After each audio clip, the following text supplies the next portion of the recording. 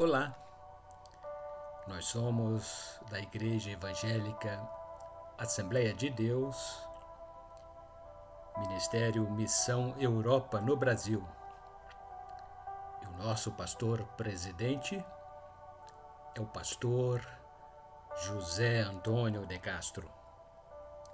Nosso endereço é Rua Belém, número 347, bairro Santo Agostinho, Volta Redonda, Rio de Janeiro.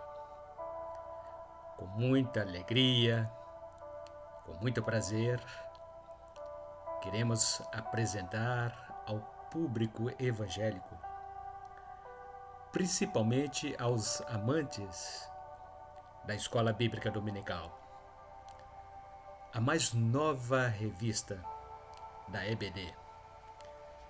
Lições bíblicas que tem por temática Nova Vida em Cristo.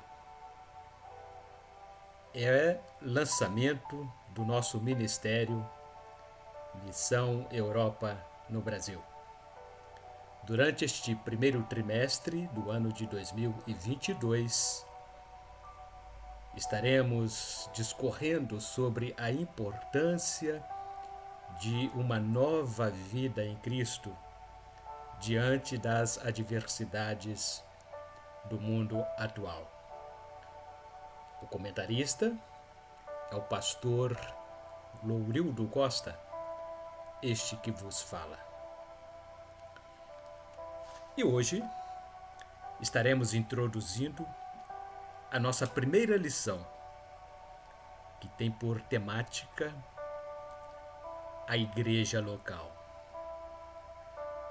O texto áureo está fundamentado no livro de Atos dos Apóstolos, capítulo 20, versículo 28. Olhai, pois, por vós e por todo o rebanho sobre que o Espírito Santo vos constituiu bispos, para apacentardes a igreja de Deus, que ele resgatou com seu próprio sangue. A verdade prática diz que a frase igreja local não se encontra registrada na Bíblia. Porém, é utilizada usualmente para diferenciar do vocábulo igreja, no grego eclésia, segundo o sentido do Novo Testamento. E selecionamos 3 objetivos principais para a nossa lição de hoje. Explicar o significado da palavra igreja local. Compreender a igreja local como comunidade cristã e fazer conhecer as bênçãos oriundas do pertencimento ao corpo de Cristo. E evidenciamos como textos de referência Evangelho de São Mateus, capítulo 16, versículos 18 a 21. Diz assim o versículo 18: Pois também eu te digo que tu és Pedro, e sobre esta pedra edificarei a minha igreja, e as portas do inferno não prevalecerão contra ela. Versículo 19: E eu te darei as chaves do reino dos céus, e tudo o que ligares na terra será ligado nos céus, e tudo o que desligares na terra será desligado no céu. Versículo 20: Então mandou aos seus discípulos que a ninguém dissessem que ele era Jesus o Cristo. Versículo 21. Desde então, começou Jesus a mostrar aos seus discípulos que convinha ir a Jerusalém e padecer muitas coisas dos anciãos e dos principais dos sacerdotes e dos escribas, e ser morto e ressuscitar no terceiro dia. Na introdução, dissemos que no Novo Testamento, o sentido da palavra eclésia foi tomado do original grego para definir ajuntamento de pessoas com interesses em comum, como, por exemplo, analisar, discutir e decidir vários assuntos. E no primeiro tópico, temos por título que a igreja local não é o prédio. A igreja local não é somente a propriedade imóvel onde os crentes reúnem-se. Devemos entender a igreja local também como um conjunto de pessoas que compartilham a mesma regra de fé, ou seja, sociedade religiosa de membros que se submetem à crença de Jesus Cristo. E no subitem 1.1, demos por título Origem do vocábulo igreja. O vocábulo igreja tem origem também no grego, eclesia, com o sentido de assembleia. Tem ainda procedência do latim ecclesia ou ecclesia, significando assembleia do povo ou igreja. A língua grega cedeu o termo eclesia à língua latina, dando-lhe significado de edifício que se destina às reuniões de cultos de uma comunidade de fiéis, especialmente a religião cristã. E no subitem 1.2, a temática fala do sentido da palavra igreja.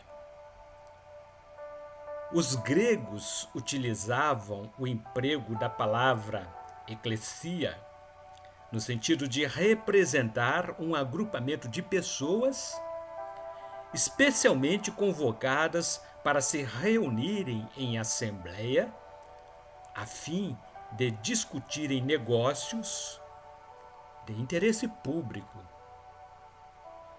Os romanos aproveitaram a ideia e aplicou a palavra para representar a reunião de pessoas comissionadas por Cristo, com o objetivo de tratarem dos negócios relativos ao reino do céu. A noção do emprego da palavra como um povo convocado ou chamado para fora atende plenamente o conceito bíblico de que Deus chamou um povo especial para realizar a sua obra, conforme registro na Epístola 1 Pedro, capítulo 2, versículo 9, que diz: Mas vós sois a geração eleita, o sacerdócio real, a nação santa, o povo adquirido, para que anuncieis as virtudes daquele que vos chamou das trevas para a sua maravilhosa luz.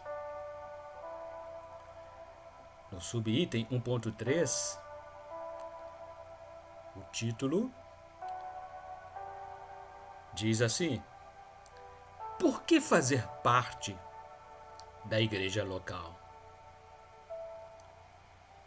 O crente em Cristo Jesus, a partir do instante em que o recebe como único e suficiente Salvador de sua vida, passa a fazer parte do corpo de Cristo, que é a Igreja Universal. Ou seja, a Igreja Universal contém as igrejas locais, juntamente com os demais membros das igrejas locais. O cristão necessita integrar-se à igreja local para ter comunhão e se congregar fraternalmente com os demais membros. O texto clássico que trata do assunto que se refere ao pertencimento a uma igreja local encontra-se registrado no livro de Hebreus, capítulo 10, versículo 25, que diz: Não deixando a nossa congregação, como é costume de alguns, antes admoestando-nos uns aos outros, e tanto mais, quanto vedes que se vai aproximando aquele dia. Este é um exemplo claro que afirma a necessidade do cristão fazer parte do rol de membros de uma igreja local, a fim de receber dela toda a orientação sobre o plano de Deus a respeito da salvação e dar a ela a sua contribuição. No item número 2, demos por título uma chamada individualizada. Precisamos compreender o chamado de Deus como um chamamento individualizado. Segundo escreveu João em Apocalipse, capítulo 5, parte B, do versículo 9, e com o seu sangue nos comprastes para Deus de toda tribo e língua e povo e nação. A decisão de abandonar o mundo de trevas e andar na luz de Cristo é uma determinação pessoal.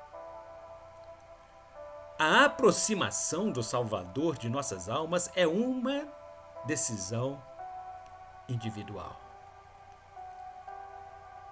Ninguém mais poderá substituir a aliança que fizermos com Ele.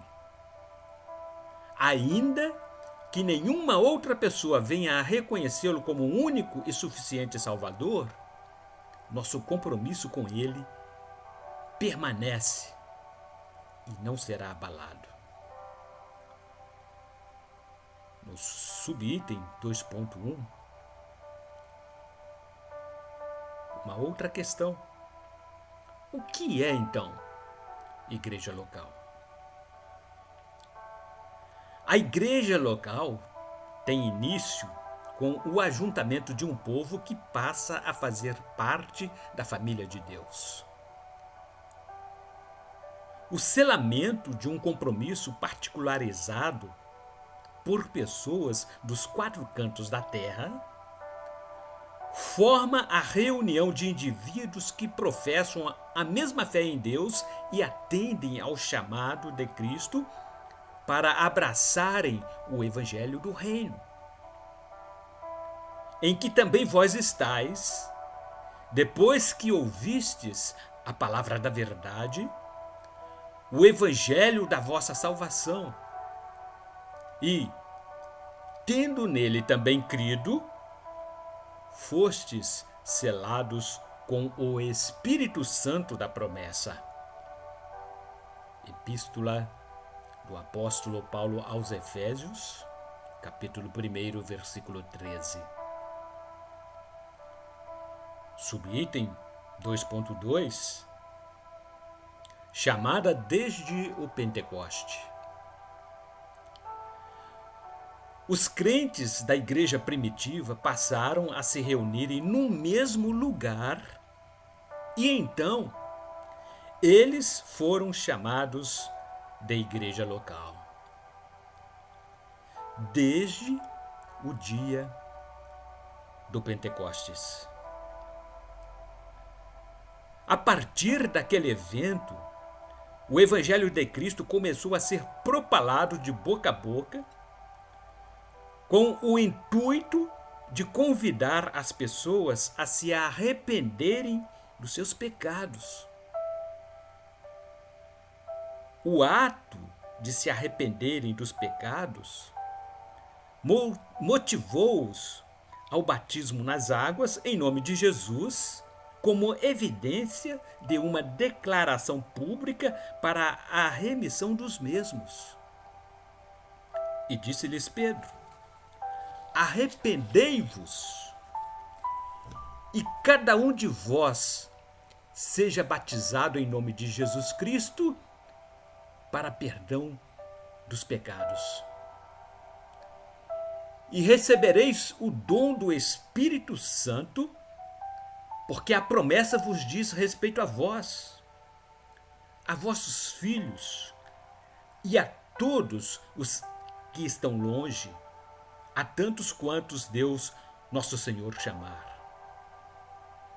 E com muitas outras palavras, isto testificava e os exortava, dizendo: salvai-vos desta geração perversa, de sorte que foram batizados os que de bom grado receberam a sua palavra, e naquele dia agregaram-se quase 3.000 almas. Atos dos Apóstolos, capítulo 2, versículos 38 e 41. E no subitem 2.3, temos por título Os Primeiros Cristãos. Desde a instituição do Pentecostes, vem ocorrendo sempre assim. Os neoconvertidos ao Evangelho comprometem-se em divulgar a salvação pessoal através de Cristo Jesus.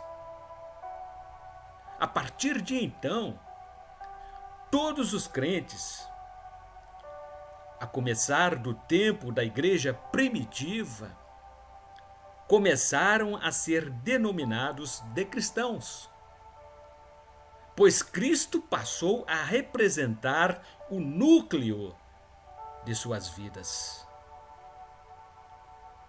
E havia entre eles alguns homens chíprios e cirenenses, os quais, entrando em Antioquia, falaram aos gregos, anunciando o Senhor Jesus. E a mão do Senhor era com eles. E grande número creu e se converteu ao Senhor. E chegou a fama destas coisas aos ouvidos da igreja que estava em Jerusalém, e enviaram Barnabé a Antioquia, o qual, quando chegou e viu a graça de Deus, se alegrou e exortou a todos a que permanecessem no Senhor com propósito de coração, porque era homem de bem e cheio do Espírito Santo e de fé. E muita gente se uniu ao Senhor. E partiu Barnabé para Tarso a buscar Saulo. E, achando-o, o conduziu para Antioquia. E sucedeu que todo um ano se reuniram naquela igreja e ensinaram muita gente. E em Antioquia foram os discípulos, pela primeira vez, chamados cristãos. Atos dos Apóstolos, capítulo 11, versículos 20 ao 26. Item 3. Igreja local, a Universal Assembleia. As igrejas locais compõem a grande família com todo o povo de Deus reunido. É óbvio, o conjunto dessas pessoas jamais se destinarão, nesta vida terrena, a se reunirem em um só local ou a virem a se encontrarem pessoalmente uns com os outros. Todavia, a Bíblia Sagrada afirma que, pois todos nós fomos batizados em um Espírito, formando um corpo, quer judeus, quer gregos, quer servos, quer livres, e todos temos bebido de um Espírito. Epístola de Paulo, 1 Coríntios, capítulo 12, versículo 13. Com isso, a Bíblia ainda afirma: mas chegastes ao Monte Sião, à cidade celestial, a cidade do Deus vivo, a Jerusalém celestial, e aos muitos milhares de anjos, a Universal Assembleia e Igreja dos Primogênitos que estão inscritos nos céus, e a Deus, o juiz de todos, e aos espíritos dos justos aperfeiçoados. Hebreus capítulo 12, versículos 22 e 23. E o título do subitem 3.1: Deus não habita em templos terrestres. A Igreja de Cristo apresenta um corpo universal, onde todos os crentes fazem parte como membros deste corpo, não importando a que igreja local eles pertençam. A Igreja Universal não possui sede terrestre. E ele é a cabeça do corpo, da igreja. É o princípio e o primogênito dentre os mortos, para que em tudo tenha a preeminência. Epístola de Paulo aos Colossenses, capítulo 1, versículo 18. O que importa é que todos os salvos são filhos do mesmo Pai, irmãos em Cristo Jesus. Subitem 3.2: o propósito da igreja local. Ao contrário da Igreja Universal, que é constituída por todos os crentes do mundo inteiro, as igrejas locais organizam-se em inúmeros conjuntos com o propósito precípuo de ação coletiva. O propósito das igrejas locais é o desenvolvimento de ações voluntárias por parte dos seus membros. E elas se estruturam por acordo mútuo entre os seus componentes. E, quando Saulo chegou a Jerusalém, procurava ajuntar-se aos discípulos, mas todos o temiam, não crendo que fosse discípulo. Atos dos Apóstolos, capítulo 9, versículo 26. Todos os membros da igreja local procuravam direcionar-se através de decisões em comum acordo. E havendo-lhes, por comum consentimento, eleito anciãos em cada igreja, orando com jejuns, os encomendaram ao Senhor em quem haviam crido. Ainda Atos dos Apóstolos, capítulo 14, versículo 23. E o subitem 3.3, demos por título Igreja Local não é centro recreativo. As igrejas locais têm papel importantíssimo a desenvolverem no crescimento espiritual dos novos discípulos. E ele mesmo deu uns para apóstolos, e outros para profetas, e outros para evangelistas, e outros para pastores e doutores, querendo o aperfeiçoamento dos santos para a obra do ministério, para a edificação do corpo de Cristo, até que todos cheguemos à unidade da fé e ao conhecimento do Filho de Deus, ao homem perfeito, à medida da estatura completa de Cristo. Epístola de Paulo aos Efésios, capítulo 4, versículos 11 a 13. O apóstolo Paulo advertiu ao jovem Timóteo a respeito da concepção errônea que muitos da igreja local tinham com relação ao problema das viúvas necessitadas.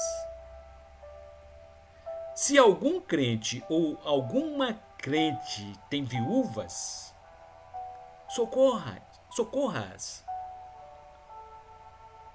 E não se sobrecarregue a igreja, para que se possam sustentar as que deveras são viúvas. Epístola de Paulo, 1 Timóteo, capítulo 5, versículo 16. É com pesar que percebemos algumas igrejas locais transformando seus púlpitos em centros políticos, espaços recreativos e, em consequência, privadas do seu poder de construir o crescimento espiritual dos seus membros. Igreja local não é centro recreativo. E, portanto, amados, concluímos esta nossa primeira lição. E nesta primeira lição, aprendemos que Deus não habita em templos feitos pelas mãos dos homens. Todavia, não existe proibição alguma para que nos reunamos em templos locais com o objetivo precípuo de adoração a Deus. Conforme estudamos, o apóstolo Paulo escreveu aos irmãos em Atenas, dizendo-lhes que Deus não habita em templos feitos por mãos de homens, denunciando, com isso, a idolatria pagã de sua época. Paulo os fez conhecer o único Deus que não pode ser aprisionado em um templo local. Ele não é servido por mãos humanas e nem depende do ser humano para existir. os locais onde nos reunimos nada mais são do que espaços de reunião para adoração.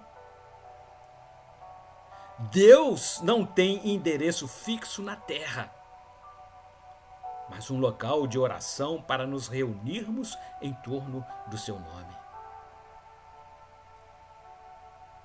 O templo de Deus somos nós, a sua igreja. Deus habita em nós através do Espírito Santo. E quando nos reunimos em algum lugar, Deus está presente. Não por causa do lugar, mas porque a igreja reúne-se ali. Até a próxima semana. Nós retornaremos com a nossa lição número 2, sob o tema Efeitos de uma Decisão. Adquira a nossa revista Ebenezer Dominical, Nova Vida em Cristo. É a temática que estaremos estudando neste primeiro trimestre do ano de 2022.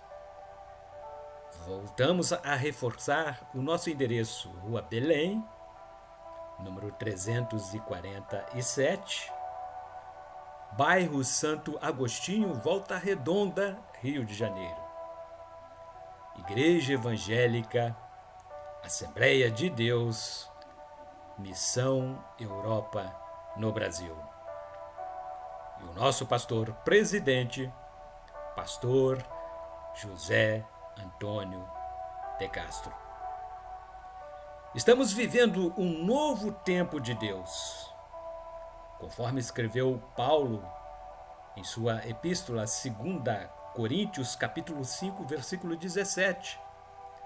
Assim que, se alguém está em Cristo, nova criatura é.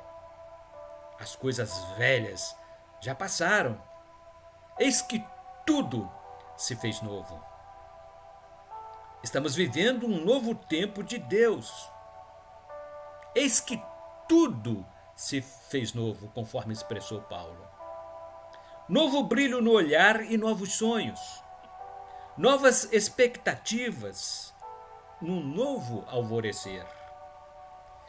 Deus está abrindo as janelas dos céus e nos impulsiona a tomarmos o rumo de uma nova caminhada.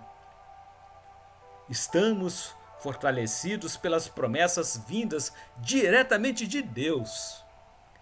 E sua palavra enche-nos de esperança e deixam os nossos corações regozijantes. Deus torna novas todas as coisas. E a Igreja Evangélica Assembleia de Deus, Missão Europa no Brasil, chegou para fazer a diferença. Até a próxima semana, se Deus disser que sim.